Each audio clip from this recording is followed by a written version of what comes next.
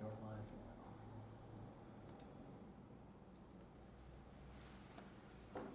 Hold on.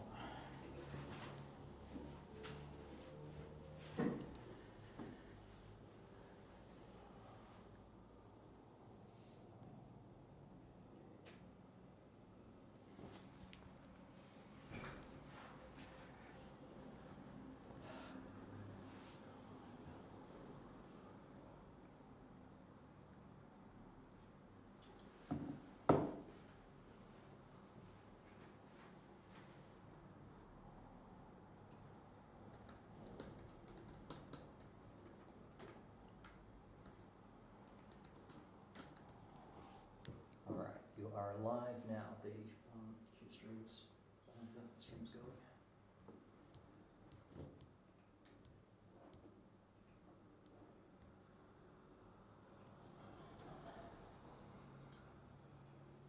Cool. So you're good to go. Good morning. How's everyone going? Can everyone hear me? Just quick check. Just trying to connect here. Someone drop something in the chat if they can hear me, okay?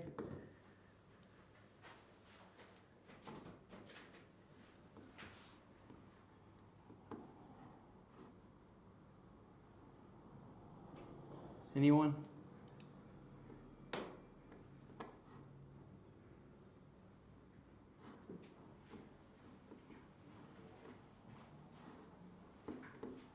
One second, bear with me. Yes? You can hear me? Awesome. Thanks, Karina. All right. Well, thank you all for joining me today. My name's Sam Clive. I'm the Head of Business Development here at Reveal.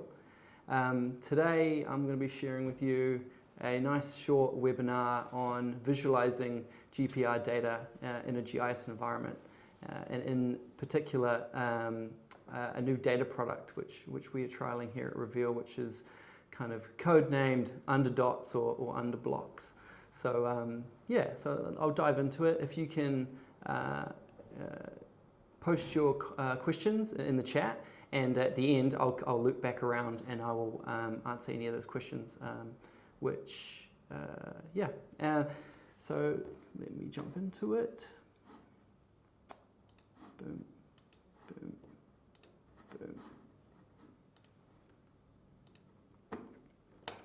All right, so first up, Reveal. So we are a utility survey / technology business based out of New Zealand. We've been operating for about 10 years now, and we've got sort of bases based out of Wellington, Auckland, and Christchurch, and Manila, and a small contingent out in Sydney. So for the last 10 years, we've been helping our customers solve problems, which is we don't know what's in the underground. And so we started out using geophysical instrumentation, going out into the field and using GPRs and electromagnetics to try and figure out what's in the underground. Now, back then, 10 years ago, the only sort of form of deliverable was getting a spray can and spraying a paint on the ground and showing people where things were. Now, from there, we've progressed quite significantly, from moving from paint on the ground to creating plans and maps, through to creating digital 3D models like BIM models, and into the area where we are now, which is digital twins. Sorry, is that working?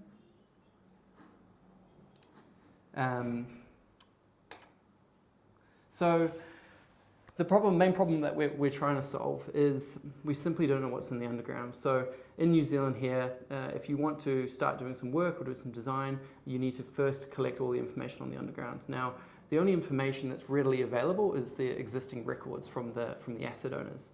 And so the process you go through is you reach out to all those asset owners, you collate all those plans together into one environment, and then you try and figure out where things are. Now, obviously, these plans have been created over the last sort of 100 years, and they may or may not be particularly accurate. And so what you need to do from that step on is then to engage a utility survey to come out and figure out actually what's in the underground. Now, what this causes is a whole heap of inefficiency sort of in the industry, with huge amounts of repeated data collection, the information being incorrect leads to huge amounts of utility strikes, and having inaccurate and inaccessible information makes it really hard to design really effective plans and try and create those outcomes that the sort of design engineers are trying to do for their cities and customers. And what this sort of culminates in is huge amounts of project delays and poor designs. And so there's a huge amount of demand at the moment in the market for doing things smarter and doing things using in a more digital way that's kind of quantifiable. And so we have huge amounts of infrastructure that is failing at the moment, and so there's massive amounts of infrastructure renewals that's coming up. The sort of the demographic of the people and the managers that are undertaking and leading these projects are expecting that it's digital led, and also there's a serious lack of space simply in the underground, where we're looking now at reconfiguring cities, not building new cities, and so we're having to work with what we've got, and trying to figure out where we can put new things and make the most of what we've got becomes incredibly difficult where you don't know what's in the underground. So that's where Reveal come in. So we're moving from trying to solve problems on a one-to-one basis with our customers by sending out surveys to creating software and technology which helps people understand what's in the underground at a much larger scale. And we're doing this through creating comprehensive digital twin solutions. So here in Wellington, we've created the first largest subsurface digital twin solution, which is the size of the city, and it's a complete 3D model of everything that we can detect in the underground, and we're keeping it up to date by syncing in with all of the capital works that goes on so that it stays in sync with reality, hence becoming that whole digital twin solution. And this is kind of what it looks like. So here's a snapshot of kind of what the future looks like. We're hoping to move the industry from those 2D plans, which are all completely separate, inaccessible, unreliable, through to a comprehensive 3D model of the underground, which everyone can access and use for all their different purposes. Now, to go from plans through to a complete 3D world like this is quite a lot of work. It's quite a lot of work. And so you need to use a whole heap of different methods to sort of start to detect what's in the underground. Okay, apparently it's stuck on the second slide. Getting in the chat. I'll keep trucking on. And so what we've created is the ecosystem, the platform which allows us to be able to receive any information about the underground, whether it be a CCTV condition assessment, ground penetrating radar, electromagnetic, survey files, photogrammetry, any sort of information that describes the underground can then be pulled into our platform, and then we can then reimagine it as a complete 3D environment. And so that's the service that we offer. Now, along that journey, we've come across kind of a new data product, which we're kind of calling it, which is under dots or under blocks. And what this is a fully automated way of taking ground penetrating radar data and visualizing it in a GIS environment without really any human intervention. And so this significantly reduces the cost of procuring subsurface information from something that's potentially in the tens of thousands of dollars down to something that's a lot more manageable. And I'll go into a little bit more detail in a minute, but we've got two things here that I'll run through. One being under dots, which is essentially an underground point cloud, and then under blocks, which is uses the similar data but tries to describe it in a slightly different way. So before I jump into it, so GPR, or ground penetrating radar, the quick 101 is it's a transmitter and a receiver that sends radio waves into the underground. Those radio waves then reflect off changes in material, and that's those reflections then return back up to the receiver, and it then detects those reflections. Depending on, I guess, how large the difference is between the material composition of those things in the underground, the reflection can be higher or lower intensity. And so what we're doing here with underdots is basically removing all of those really low intensity reflections and all of that, and applying some statistical noise reduction to remove all of the noise, and just returning just the really high intensity reflections. Now what this gives you is a really quick and effective method of understanding kind of where things are and where things aren't. Now, trying to understand exactly what they are can be a little bit more difficult if you're just using the Underdots product. But when you start to overlay it alongside existing records, as you see here, you can start to compare detections, which we've made, to existing records. And this can be incredibly helpful from what we're seeing in the early phases of project planning, project feasibility or budget planning, where you really have no idea how complex the environment may be that you may be working in. And so using Underdots alongside the existing records, you can start to really quickly and efficiently understand how complex the environment is, potentially how accurate the existing records are, or potentially identify any significant unknowns which may cause a huge increase in your price and therefore budget.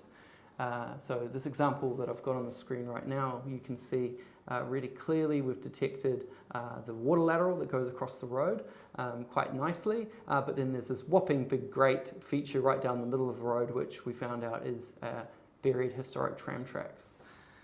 Your presentation isn't advancing on the slides. Try jumping back to the presentation, just going to full screen. Sorry.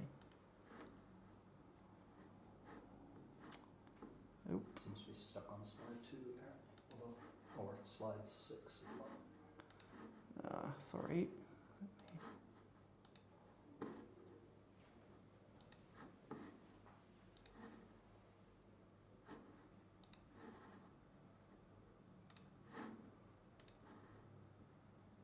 There we go. Now it's on slide 7. How about that? Is that working? Apologies for that. Yeah, I can see your mouse moving. Slide 8. All good? Maybe I won't go into presentation mode. Sorry, where was I? So as you can see here, we've managed to make some really nice detections of this water lateral, confirming that the asset record or the existing record that describes that asset is correct. But we've also detected this whopping great big feature down the middle of the road, which isn't on any plans or records, which is actually some historic buried tram tracks.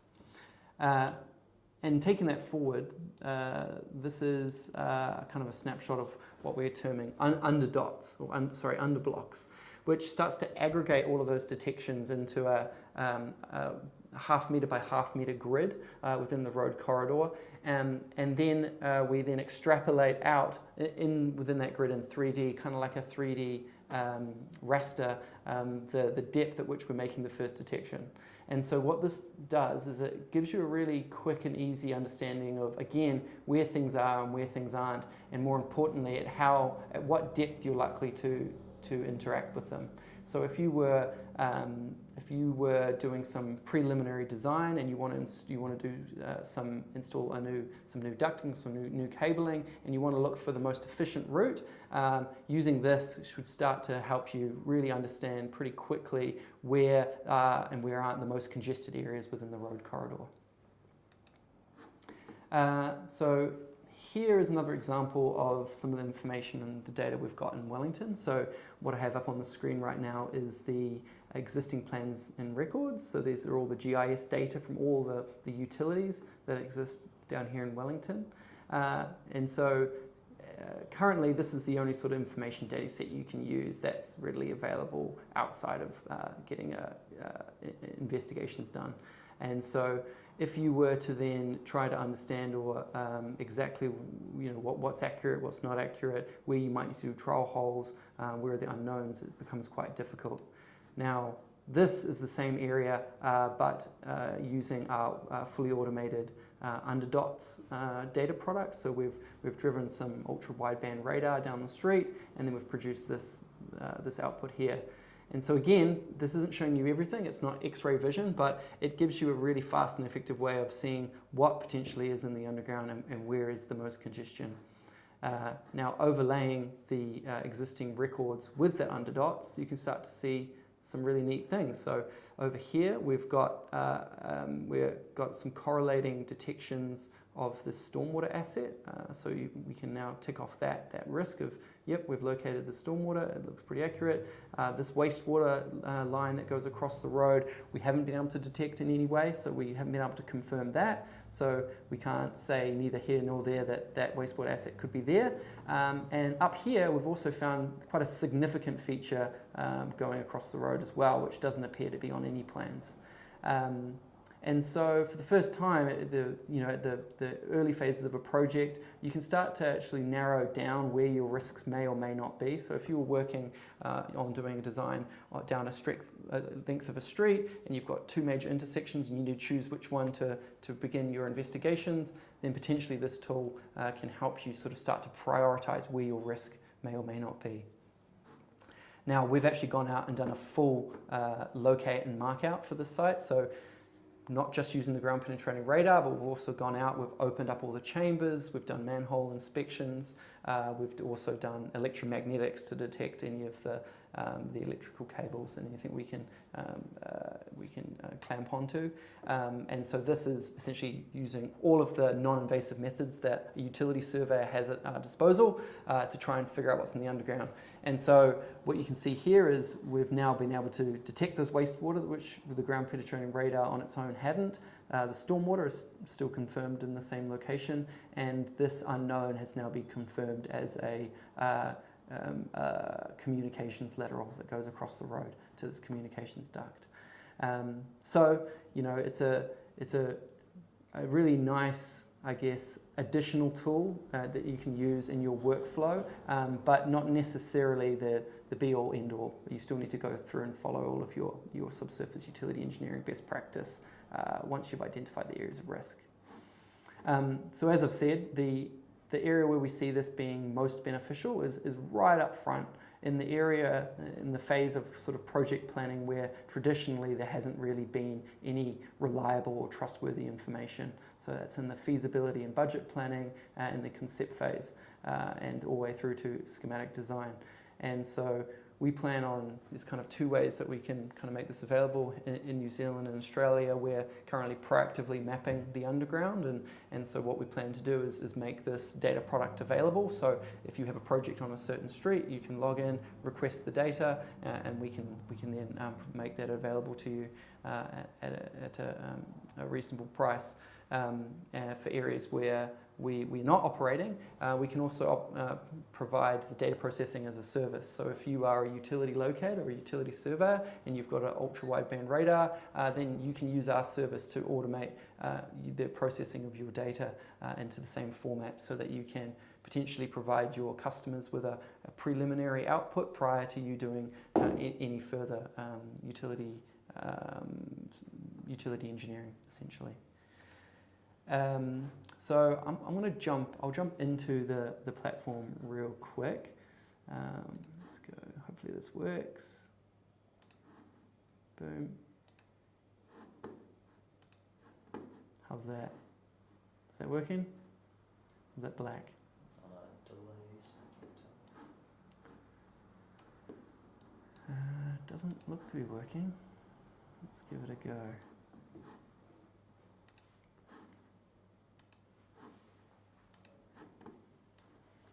No, it doesn't seem to want to cut to my browser.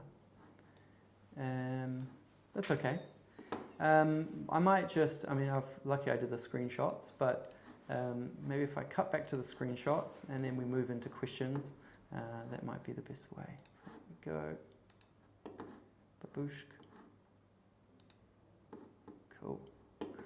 All right, so that's it. So it's, short and sweet today.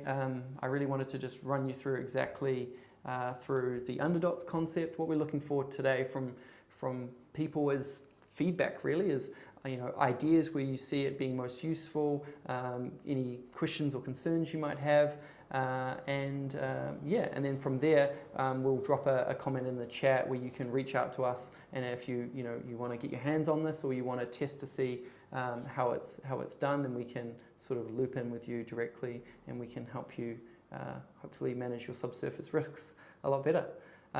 So yeah, over to you. Feel free to throw some questions into the chat and I'll do my best at answering them.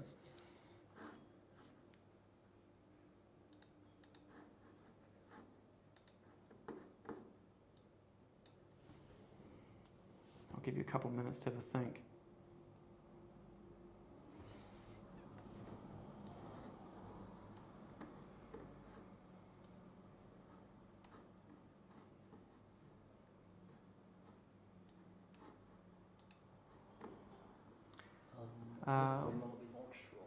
When will it be launched for Auckland?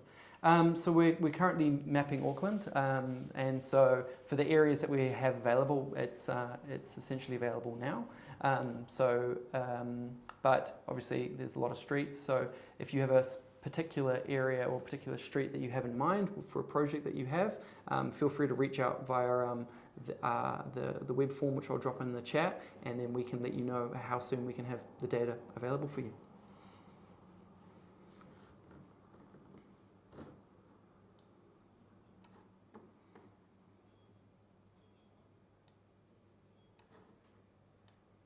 Any more questions? No? Okay. Well, what I might do then, if there's no more questions, I might just... Oh, here we go. What's the smallest diameter that we could detect with the technology?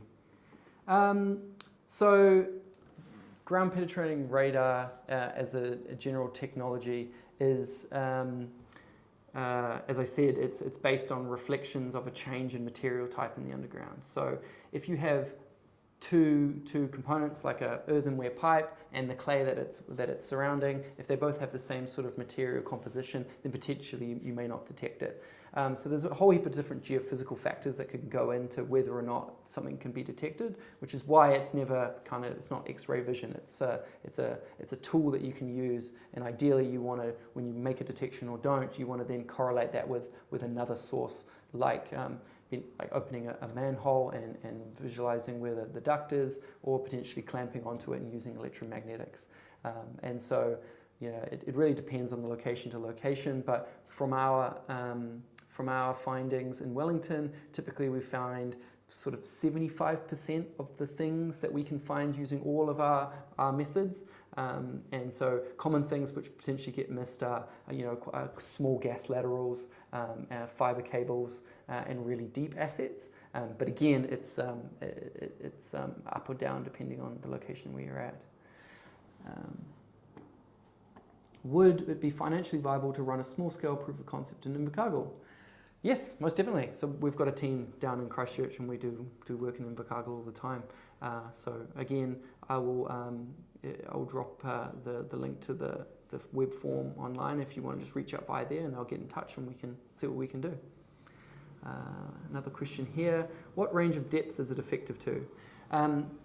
So in terms of the data product that we provide, it's just processing sort of any ultra-wideband radar data. So the depth is really driven by the hardware at which the utility surveyor is using.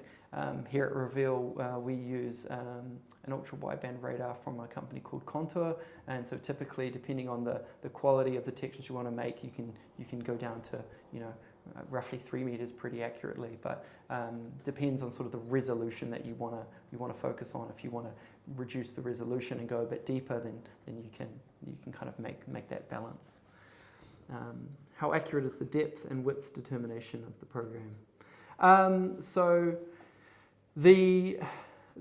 again, it comes down to geophysics, so it's not sort of a really straightforward answer, unfortunately, because again, what it's detecting is the difference between the electrical, the reflections that it's making. And so the depth that you can get is down to the first sort of detection that we're making.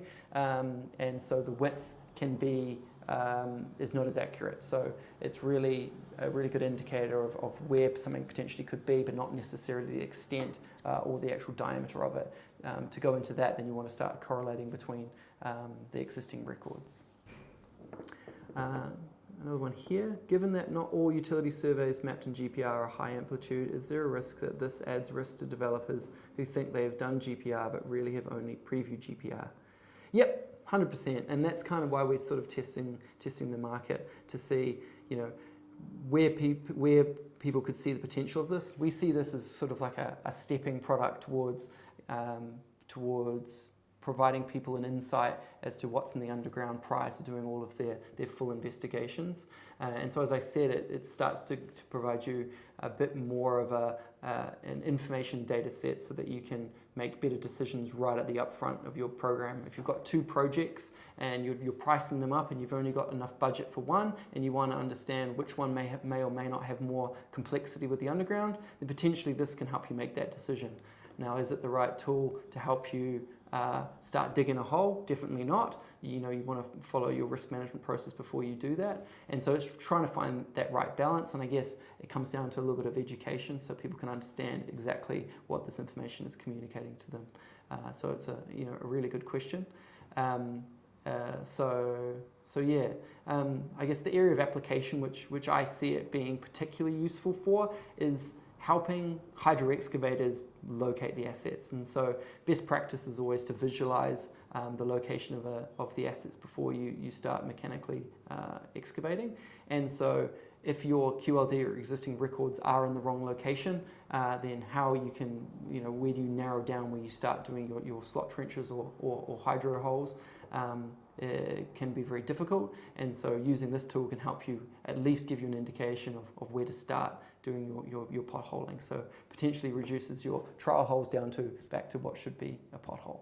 But again, this is kind of the feedback we're trying to get, is trying to understand where people could see the use of this sort of data product. Yeah. All right, well, I might just leave it there now. Thank you so much, everyone, again, for all of your awesome questions and your time this morning. I will drop, again, the link in the chat for you to reach out, and we'll go from there. So please feel free to do that, and I'll also leave my phone number, my email in the chat as well. So if you want to give me a call and have a chat anytime, please feel free. Awesome. Thank you so much. I'll catch you around.